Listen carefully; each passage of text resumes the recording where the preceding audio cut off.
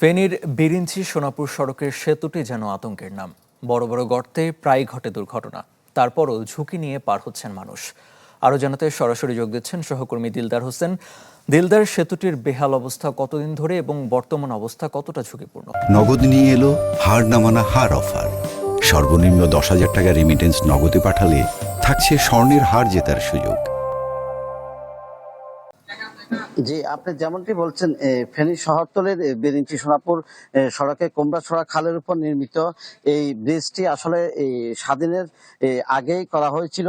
কিন্তু আমরা যতটুকু জেনেছি, ব্রিজের এক পাশ হলো ফেনী পৌরসভা, অন্য পাশ স্থানীয় সরকার প্রকৌশল অধিদপ্তর এলজিডির, যার কারণে এই ব্রিজটি কোনো ডিপার্টমেন্ট স্বাধীনের পরে আর মেরামত করেনি, যার ফলে এখানে ব্রিজের মাঝখানে যে গর্ত দেখা যাচ্ছে, গর্ত হয়েছে, পাশে যে ব্রিজের রেলিং রয়েছে পলাশরা উঠে গিয়েছে এবং ব্রিজটি ঝুঁকিপূর্ণ মনে করে স্থানীয় এলাকাবাসী, কিন্তু ব্রিজটি বাঁশ দিয়ে তারা অনেকটা বন্ধ করে দিয়েছেন, যার ফলে এখানে আশপাশের যে স্কুল কলেজ মাদ্রাসা রয়েছে এবং শহরতলিতে যাওয়ার যে সড়কটির সবচেয়ে চলাচলের যে সড়কটি, প্রায় 25 থেকে 30,000 লোক এখানে এই সড়ক দিয়ে চলাফেরা করে, তাদের খুবই ভোগান্তি হচ্ছে। আমরা একটু স্থানীয় একজন সাথে কথা বলবো যে আসলে ব্রিজটি কখন নির্মিত হয়েছিল, কি অবস্থা? এটা তো স্বাধীনতা আগে হয়েছে, আর 4-5 বছর আগে। এখন তো ভাঙে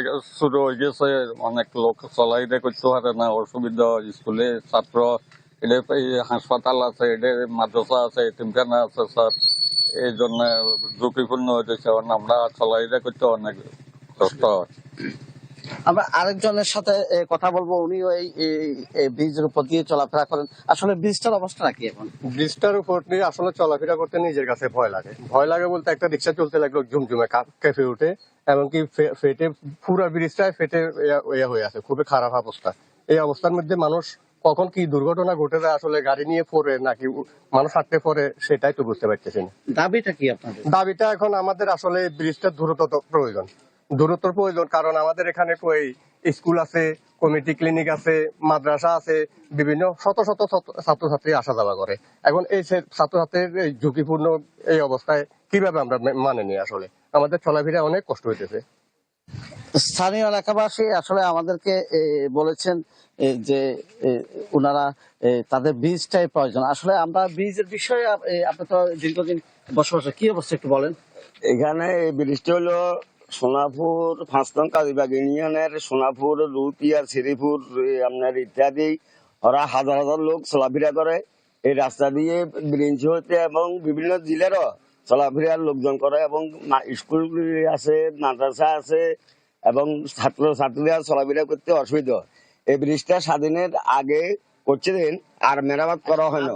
আমরা যতটুকু জেনেছি, স্থানীয় এলাকাবাসী এবং যারা এই ব্রিজ উপর দিয়ে চলাফেরা করে, তাদের দাবি হলো যে এই ব্রিজটি ফেনী পৌরসভায় অথবা এলজিডি যে ডিপার্টমেন্টে করুক, তারা যেন করে দেয়। তবে স্থানীয় সরকার প্রকৌশল অধিদপ্তর নির্বাহী প্রকৌশলীর সাথে আমরা কথা বলেছি, উনি অবশ্য আশ্বস্ত করেছেন যে ওনারা একটু চেষ্টা করবেন যে ব্রিজটা করে দেওয়া যায় কিনা। এই ছিল আমার সর্বশেষ। দিলদার, ধন্যবাদ আপনাকে। দর্শক, ফেনী থেকে যুক্ত হয়েছিলেন সহকর্মী দিলদার হোসেন।